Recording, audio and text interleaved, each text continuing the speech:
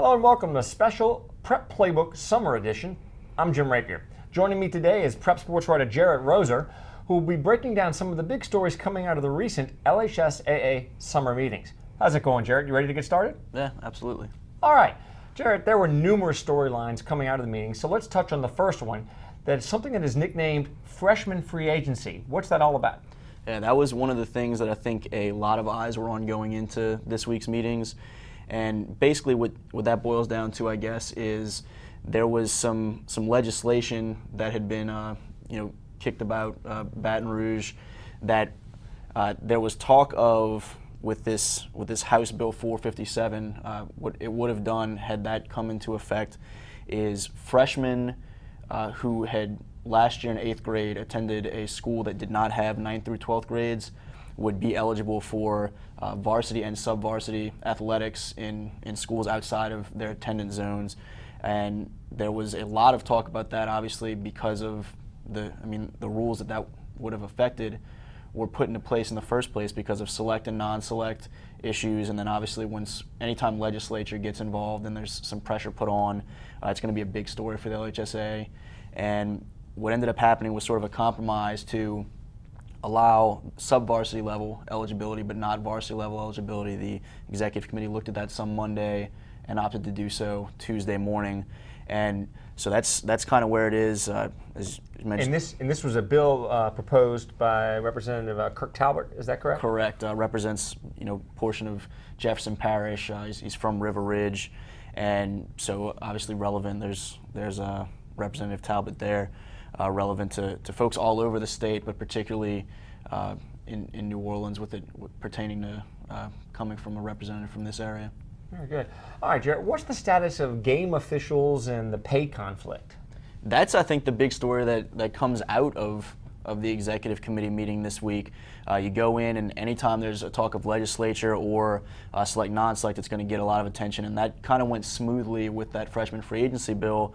But I think what kind of caught some people off guard was the tension between the LHSOA and the LHSAA, which has been something that's occurred for years now. There have been a lot of pay raises promised and that have either not come into the agenda for the January meetings or have been voted down, which this January there were pay raises proposed for the basketball and volleyball officials, both of which failed, as well as something that passed was umpires for softball and baseball in past years for games that they travel to and then are postponed because of weather. They had been given a half game's pay plus travel because a lot of those folks are taking off of their regular jobs early to get there, and then through no fault of their own, the games are postponed. That half game's pay was taken away with a vote, and there was some kind of applause from some principals when that happened. Paul LaRosa, the president of the LHSAA, addressed the executive committee Monday of the LHSAA. As well as Eddie Bonine, correct? Right.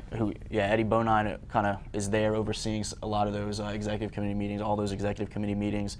And he said that through years of broken promises and then the way January went, it felt kind of like a slap in the face and a lot of disrespect. And so in the last couple of months, the LHSAA has extended contracts to the LHSAA schools and want to move forward working as independent contractors with member schools, which Eddie Bonine, who we just saw right there, and the LHSAA's legal counsel, Mark Boye, said goes against the rules of the LHSAA. So you've got the LHSOA saying we're not going to move forward unless we're working as independent contractors, and the LHAA saying that doesn't work within our rules at all. And Eddie Bonine says that they don't have any intentions of calling a special meeting this summer in which principals could vote for pay raises. And so can we work on things, be patient and we'll change it, make sure something gets done to help you guys in January. But he's saying that to a group of people that have been promised things for decades now and had it not followed through. All right, well, speaking of games and specifically championship games and matches, that was a hot topic, or particularly the locations of future championship games and matches. How is that playing out? Yeah, there were a lot of votes this week on some venues for the next 2 years.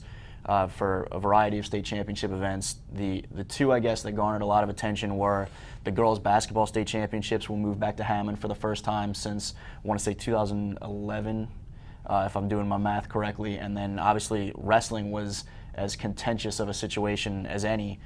Because it was voted to keep it in Shreveport, which had the winning bid. Right. That was something they looked at in March, was wrestling actually, and the executive committee voted to move the wrestling state championships to the CenturyLink Center in Bossier, where it hasn't been since 2011. It's been back in the Pontchartrain Center, but for the last several years, executive committee members had been told that the wrestling event had kind of outgrown that setting. And so and as you saw in the picture there, the capacity crowd on hand for those championship matches the past year. And so they vote in March to move to a facility in the CenturyLink Center in Bossier. It's about 3 times the capacity. And a lot of information came out in the months since then. The contract hadn't been signed yet, and there's a lot of talk of Jim Ravenek, who's overseen that tournament, been the tournament director for the last several years, and has helped grow the sport of wrestling in the state of Louisiana tremendously. Uses a lot of his own equipment in New Orleans.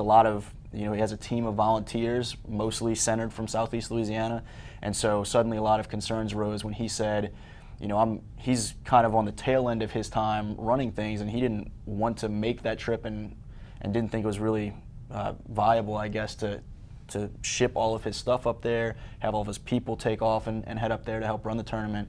And so they looked at it again, but decided to stay with Bossier.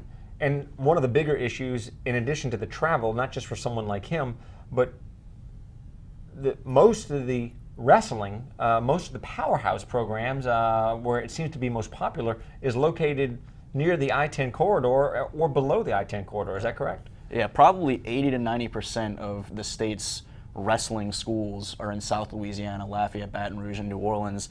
And there's kind of two sides to that story, because it would obviously be great for a lot of those teams and those schools and those athletes to be able to compete closer to home, and the fans to have to travel less, those teams to have to travel less.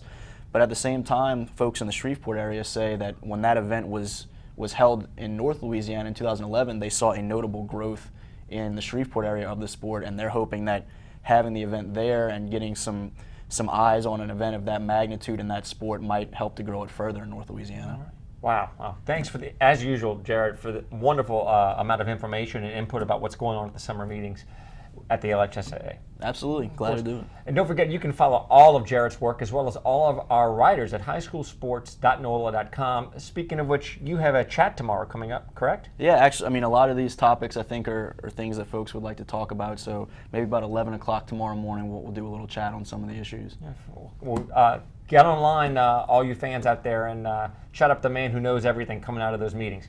Well, that's it for this edition of Prep Playbook. For Jerit Roser, I'm Jim Rapier. Thanks for clicking on us. We'll see you again soon.